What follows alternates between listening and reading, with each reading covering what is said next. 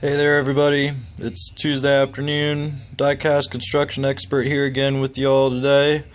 Going to be reviewing the Link-Belt or LBX Co. 250 X3 Long Reach Excavator.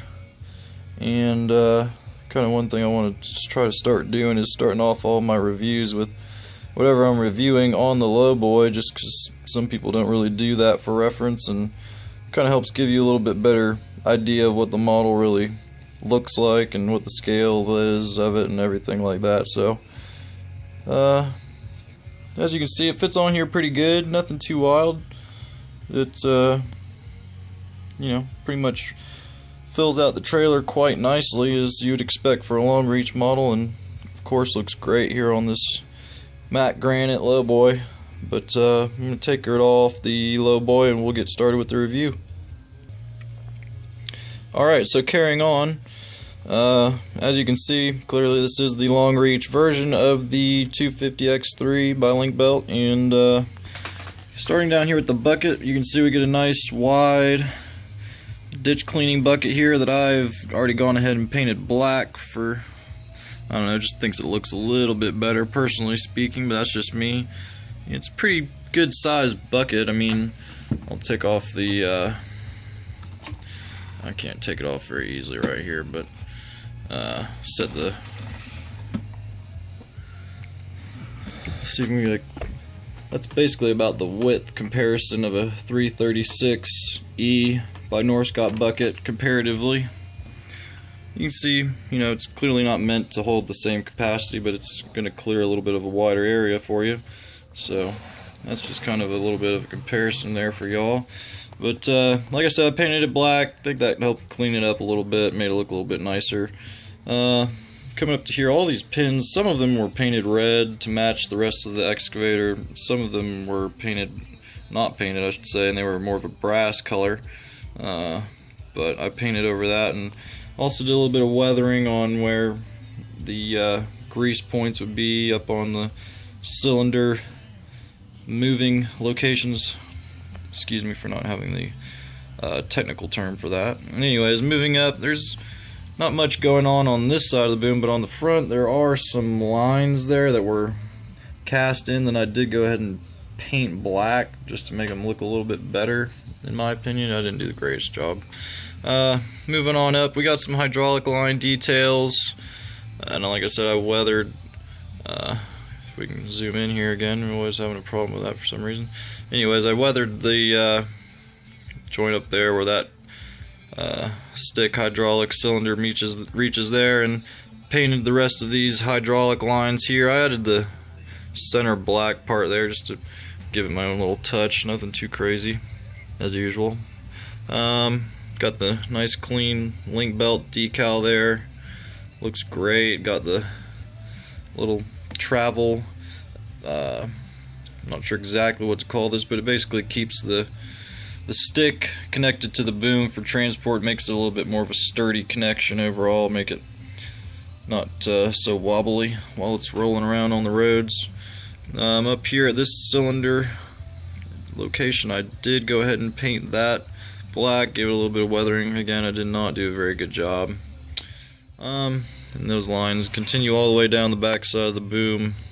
Then we do get some real lines that go back there to the engine compartment and so forth. Coming up here to the cab, I don't know why I'm having such issues focusing today, but the cab is not very detailed. I mean, it's got, the typical foot pedals, hand pedals, nice seat, nothing too wild. The mirror over here on the right of the cab was not on there already. I had to put that on myself. I'd put a little super glue there to hold it in place, but you get a little cab light there also, by the way. And it did come with a brush guard up on the cab, but I did go ahead and take that off and mounted it on my other Link-Belt excavator, the 225 that I made. And I just didn't really think it was necessary for this model. It was kind of just an addition that they put on there, but it definitely helped out putting it on another model, so that worked out good. As you can see, I mounted this mirror over here where it belongs. Tracks are, very good quality for sure. The only downside, as usual with the Conrad tracks, is you get a little bit there in between that isn't painted, but I really could care less. That I'd much rather have durable tracks over tracks that look really, really good, really, honestly. Anyways, the paint finish on the rest of the car body here is very crisp and clean and looks great. Got some ventilation. It is only, I can't really, it feels etched. I think it is etched, but it might be just a slight bit of painting there to help simulate a little bit of ventilation detail. Moving up to the top, we get a little bit of etched in detail, some compartments there, and some no-slip surfaces over there, along with your fuel, so forth. Some more ventilation here on the engine cover. You get a nice little exhaust stack there. Doesn't need to be sticking out too tall like some people that manufacture models like to do. I guess I'll get over here to the counterweight. You get, your typical link belt counterweight decals. This pretty much looks exactly like the real machine would, which is perfect. Over here we have a door, which has got, the handle there to open the door, etched out in nice lines here, simulate the doors, and more etched work here to simulate a little bit more ventilation. And yeah, that pretty much covers all of the detail of the model for there. I messed up my painting there quite badly. I don't really want to talk about it, but alright guys, well, I'm going to go ahead and get to the functions of the machine real quick then. Alright guys, we're back, and starting off next to the Cat 336E excavator, just kind of give you all a quick comparison of the reach of this long reach versus a normal excavator, although the 336 would be quite a bit bigger overall. But you can see that the long reach does definitely have a distinct advantage over the Cat in terms of the reach. It's definitely the real deal in terms of scaling and so forth, so you're definitely able to get very, very good amount of reach, considering this is a long reach model, and that is what you were looking for whenever you buy one. I'm going to get this out of the way. And coming up to the excavator height, it will reach up that high, which typically you would never be doing, but it'll do it. And as we already saw with the lowboy shot, the arm will curl in quite far also. The bucket, as you can tell there, also has a very, very good angle of dumping.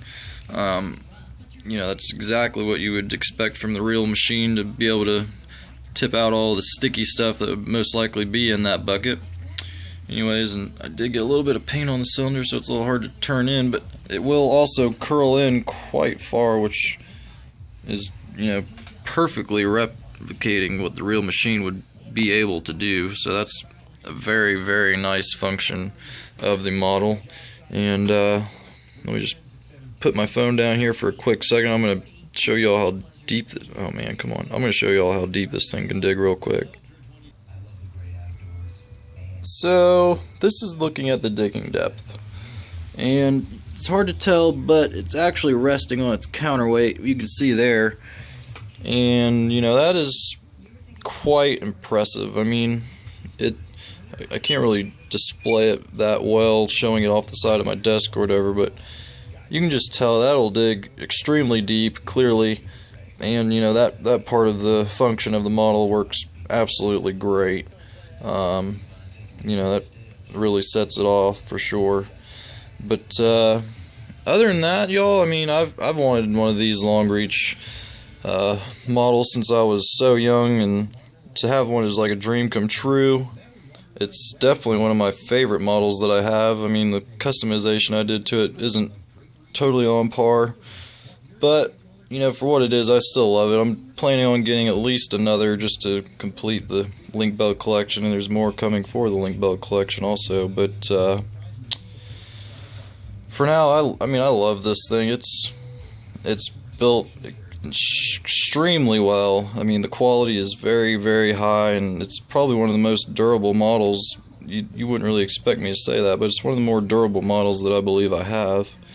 And big shout out to Conrad and Link Belt for doing such a great job on this model, and definitely would recommend it for anybody at all that's interested in getting one.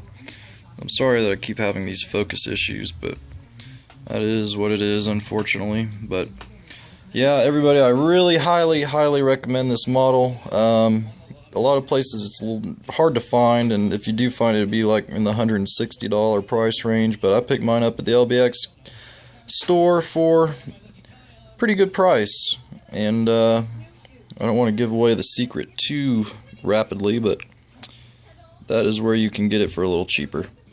But y'all, I hope you enjoyed this. If there's anything else, like I say, if you want to see anything else in the collection, definitely just feel free to ask. I'm going to try to keep posting as much videos as I can and keep informing y'all a little bit of what these models are about, and hopefully y'all will get out there and buy some. But until next time, Diecast Construction Expert. As always, follow me on Instagram also, same name and everything. And I hope y'all enjoy it. Leave me some feedback. Alright, y'all have a good one.